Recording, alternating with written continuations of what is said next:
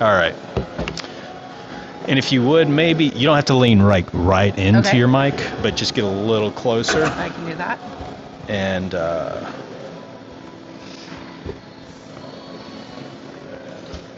do you like to go by Haley Marie Keith or just either? You can just call me Haley. Okay. It looks better in print when it's Haley Marie. All right, well, welcome back to another segment of Composites Weekly. I'm Jonathan Taylor. By the way, I want to mention our sponsor, obviously, on the show. We're always grateful for the ACMA and the ACMA's Education Hub. It's the industry destination for composites resources for CCT training and testing, recorded webinars, regulatory information, all kinds of customized manufacturing and training. You can find more over at the ACM or at acmaeducationhub.org. That's acmaeducationhub.org. And if you have specific composite manufacturing training requests, you can reach out to them over at cct@acmanet.org, and they'll be able to put together some customized solutions for your specific needs. Well, today, this is my second segment at the IACMI annual members meeting here in Knoxville, and I'm happy to have Haley Keith. She is the CEO of Mito Materials, and they're based out of Indianapolis. Mito's technology is the first and only process to functionalize substances like graphene oxide and biomaterials, creating hybrid additives that give fiber-reinforced composites and thermoplastics lab-verified improvements in strength, durability, flexibility, and sustainability. So, Haley, thank you for spending some time with me on the show. Thank you so much for having me. Appreciate that. Yeah. So have you been here all 3 days? I have. I'm actually a board member on the consortium for the small and medium enterprises. So you have 4 days. 4 days. So you were here for you were here Sunday, right, or yes. Monday? Yeah, I got here Sunday and had the board meeting. Okay, Monday. fantastic. Well, thank you for joining me. Tell us a little bit about Mito, your company. Yeah. So Mito Materials, as you mentioned, has a platform technology process that allows us to functionalize and create hybrid additives. And we started off with different scaffolds, originally cornstarch, and then transferred into graphene and graphene oxide. Our company has commercial products right now in graphene, where we have we've functionalized the surface of the graphene with a polymer called POS, which is a silica cage structure. And that enables the graphene to disperse better and actually chemically compatibilize with different polymer matrices. So it has an epoxide functionality on top of it. Okay. And so it's easy to integrate into different resins, thermosets, and thermoplastics. And the easy integration is key because then you really get the benefits of what graphene can provide, which is unsurpassed strength, durability, and toughness. But we're also able to lightweight and create more sustainable products that way. And so our team has been continuously developing on top of this platform to develop additional additives, including the cornstarch version, which we call Acre, and other graphene variants as well. So, yeah, just working with our customers to solve their problems in a way that doesn't change their manufacturing process, but lends themselves to novel additives and nanotechnology. So who are, who are you? Are you working with the end maker, or are you typically working with a lot of the material companies out there? It's a great question. We find ourselves kind of all over the value chain because of the way that we can plug in. So we find a lot of our early successes have been in sports and rec, and those are with the original equipment manufacturers. So ski manufacturers, golf club manufacturers, fishing rods, all coming out later this year with Mito inside. Oh, great. And that has been a really key validator for our technology to be able to be put in at the manufacturing floor. I think, but the majority of our major customers are the material suppliers or material processors, and that's really channel partners for us to be able to get our material into as many polymers as we can and continue to characterize the differences. Now, you guys, you may have mentioned your startup. How long have you've been around since? Yeah, so founded the company in college at my MBA. That's impressive, by the way. She's the CEO, and I'm not going to mention, but I don't think she's 30 yet, but I'm super impressed by that. Thank you. So yeah, we've been in business 7 years. So started off in as a college university spin out. It's typical, license the technology out of university. Yeah. Got some business plan competitions and grants, and we've raised up to almost $7 million in venture-backed funding for the company. Yeah. Moved the whole team. So we operated in 2 locations during the pandemic. We were in Oklahoma, where we started, and moved up to Indianapolis to join an accelerator through Techstars and the Heritage Group, and relocated everybody in the company to Indianapolis in 2022. So we now have a much bigger team and facility in Indy. We're up to 12 people now. So. And I'm sure you have a huge R&D lab, right? We do. It's a very big R&D lab, yeah. We can do everything from research and development to create different additives, and then basically get them into the pilot scale to be able to understand the process in scaled manufacturing. And then we have a characterization lab that allows us to characterize the additives, and then a composites lab that allows us to test it in multiple polymers. That is amazing. I'm just checking. I just realized something on our... Okay, we're good to go. I was checking something on our audio. Oh, I was like, you're good. Gosh, I hope our sound is on, and we are, so we're good to go.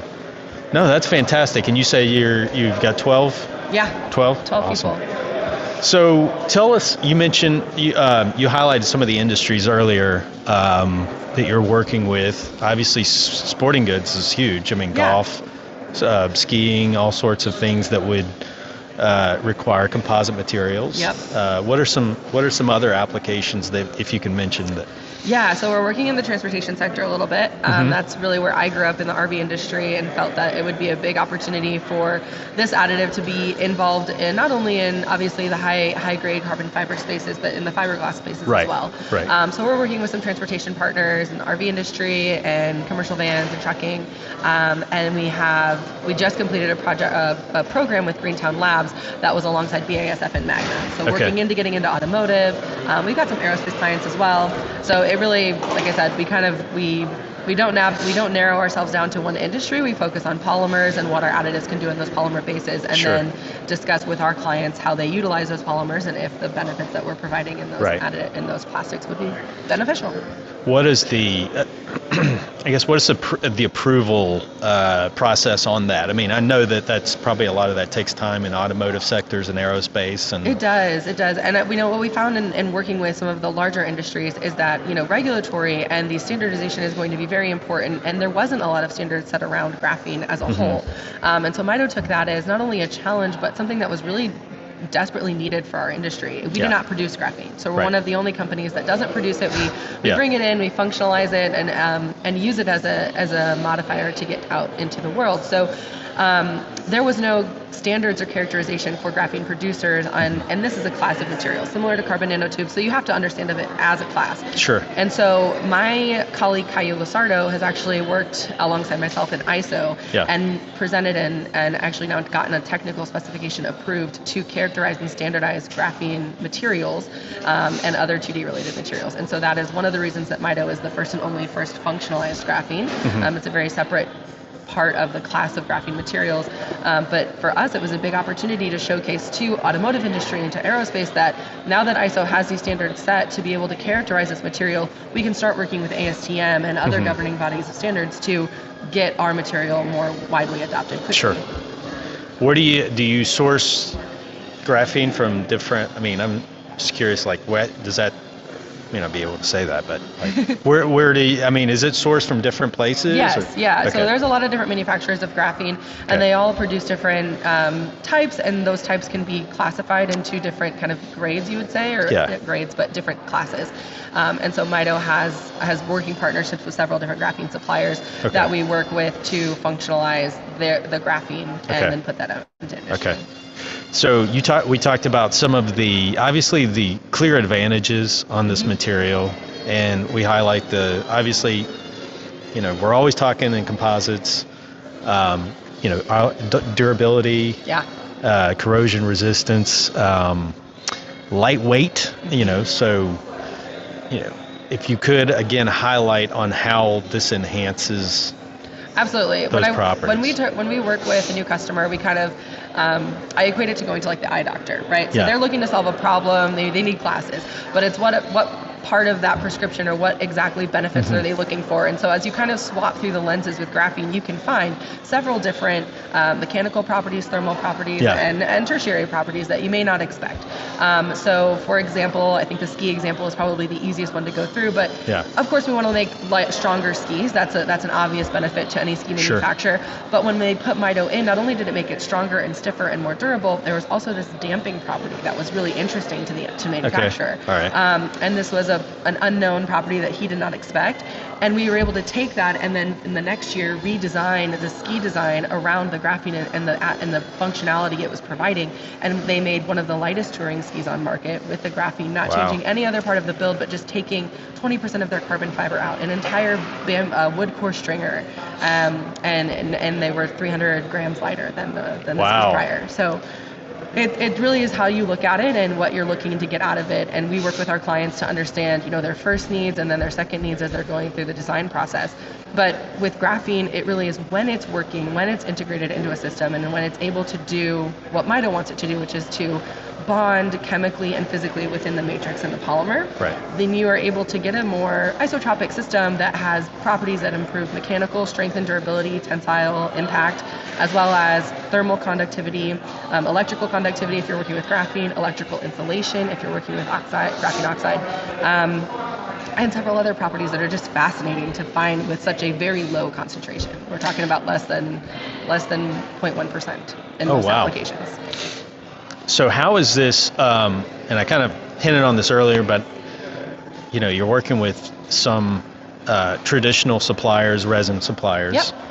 Is this already incorporated with materials, or is this an additive? Would you call it this an additive to your process, or what you traditionally do? Or? That's a great question. So I would consider it a hybrid additive. So we do sell it in multiple formats in order to get the additive into the system of your choice. So it can be sold as a powder. Our functionalization actually takes the nano part away, and it's a micron particle size. So it makes it a little bit easier to handle, actually a lot easier to handle, a lot safer to handle. And so that makes it easier for compounding into plastics or dosing directly into the resin. We do sell it in a resin form. We sell it also in master batch formats in different solvents as well. And how is it typically would be dosed in? Is it different ways or? Yeah, there are different ways. So like in some of the solvent matches, you can actually spray it on. So we have like some of our fishing rod client actually sprays it on top of pre-preg and is able to receive the benefit. Interesting. Yeah, we're able to, or in some in the powder opportunity, we can dump the powder directly into the resin, high shear mix it. It doesn't need ultrasonicated. In some high viscosity systems, a 3-roll mill will do, but the goal is to make this as easily as integratable as possible. Sure. Yeah.